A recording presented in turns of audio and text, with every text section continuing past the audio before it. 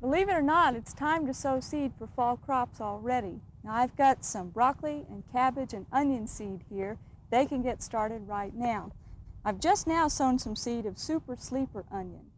Now although this is an onion that normally we'd sow in January to grow for nice big onions later on, we're going to sow the seed now and raise some onion sets for next fall. The way we're able to do this is that these onions are triggered to bulb when the days get a little bit longer, and so we're just using the reverse growing conditions of long summer days to trigger bulbing early.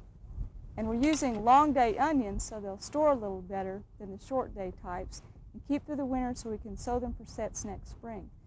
Now the next variety I have here is white Spanish onion. This is one that you can sow in the fall to get some nice pearl onions to harvest to use with fall peas and other things as well.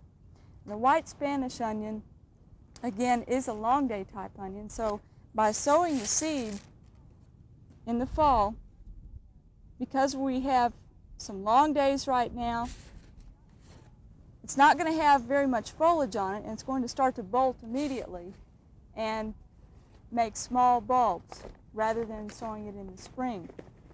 Now with onion seed, you want to make sure that you use fresh seed.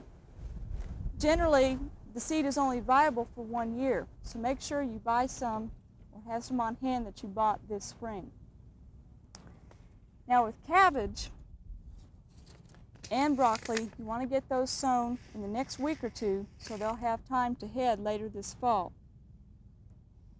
And make sure that you grow those in as cool a conditions as possible. If you're growing them outdoors, you may want to use some shade cloth. It may be better, though, to sow them indoors under some grow lights.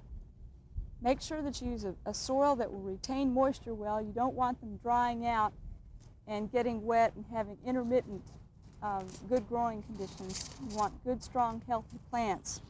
One thing I'm doing is growing them in a larger than normal container for fall. One reason for this is so they'll have a large root ball when we set them out.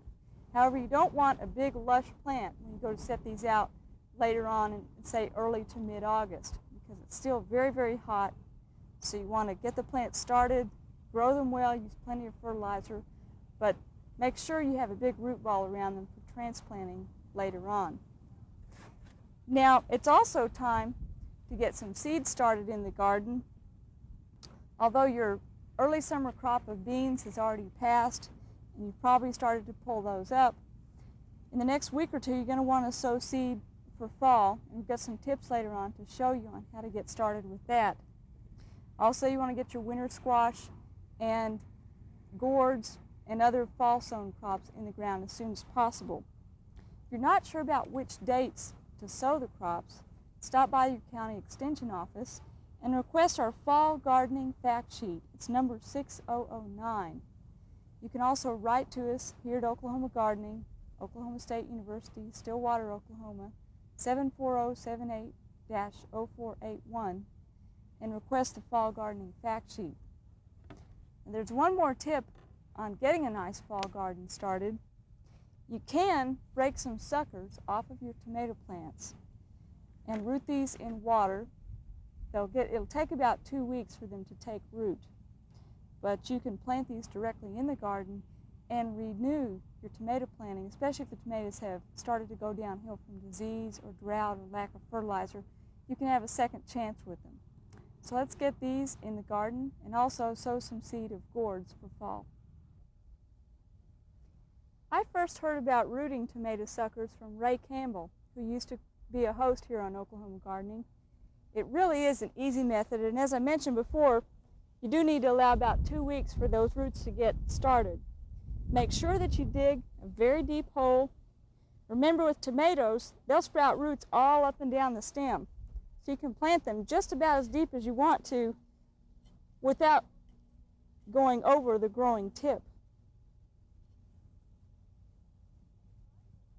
Now the variety that we're planting is called Carmelo, and although it's the first year we've grown it here in our studio garden, Jim Gallant has grown it in his home garden, and he tells me that it's one of the best tasting tomatoes he's ever tried. Incidentally, with Carmelo tomato, you can peel the skin off without having to blanch the tomatoes first, so it's very handy for processing. These come from Shepherd's garden seeds if you're looking for a source for Carmelo. I'm going to put some mulch around this one. And if there are any small blossoms on your tomato, there are a few started right here, pick those off because you don't want it to flower and start producing tomatoes right away. It's going into quite a bit of shock as it is just being planted in the ground in the heat of summer. Do make sure that you mulch around it and check the plant frequently to make sure that it's not drying out too much.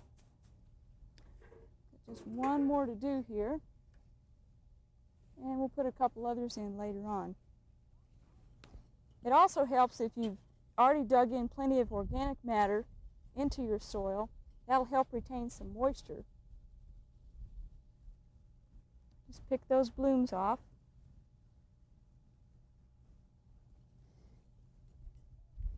Tomatoes really do love the summer heat, but you've got to remember that it's still a much bigger shock for them to be transplanted in the middle of July than it is in April.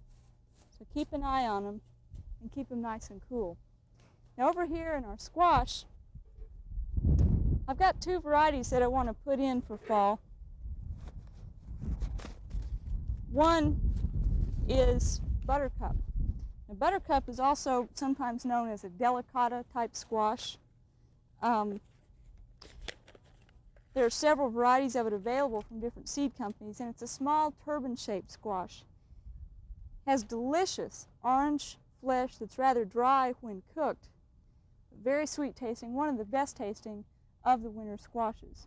When you're direct seeding squash for fall, because the soil is so hot this time of year, even though they like high temperatures, make sure that you sow it a little bit deeper and keep an eye on it. And when they first come up, keep an eye out for squash bugs. Second variety that we're putting in is a bush form of Jersey Golden Acorn. The acorn squashes you're usually familiar with are dark green, but this one is a taxicab yellow from day one, and it stays that color. And when the variety is harvested, of course, usually you wait until the skin is very tough, where you can't pierce it with your thumbnail. However, with Jersey Golden Acorn, you can also harvest some of the young squashes when they're about the size of a golf ball or a little bit bigger, and cook those up as an immature winter squash. Eat it sort of like summer squash, and it's very, very tasty. So if you're wanting to pick off some of those early fruits, you might try that. We decided to plant our gourds next to this trellis because we want them to grow up off the ground. Since gourds are grown for decorative purposes, we don't want any marks on them. We want the fruit to be nicely shaped as well. And the first ones I have here are the small fancy mixed. And the small fancy gourds usually are the small ones that are two-color, green on top, yellow on the bottom, or vice versa. They may have stripes on them. They're the ones you usually see around Halloween that have been lacquered. And when you sow gourds, you want to put 3 or 4 seeds in a hole and thin them to about 3 plants once they come up. Now, when these start to grow up to the trellis, we may put a little stake next to there to kind of guide them up to it. We'll just see how fast they grow. As warm as it is right now, they'll probably be up in about a week, so we'll have to keep a close watch on them. With gourds, you want to get lots of big, heavy growth fast because you want them to have plenty of time once they flower for the gourds to form. It's important with gourds that you not leave them on once we get a frost, so you want to get them in as soon as possible.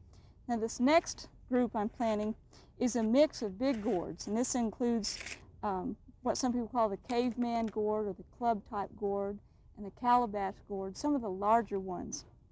There's even a variety in here called baseball bat. You don't have to have a trellis like this to grow gourds like these. Just make sure that you keep the fruit up off the ground. Along a backyard fence is just fine also. Now remember that gourds are in the vine crop family, so they are susceptible to cucumber beetle and squash bugs. And because we're planting late, Remember that you need to keep an eye on those pests as soon as they come up. In fact, if you have some polyester row cover, it'd be a good idea to put that over these for the first few weeks of their life until they start to set flowers to protect them from some of those late season insects.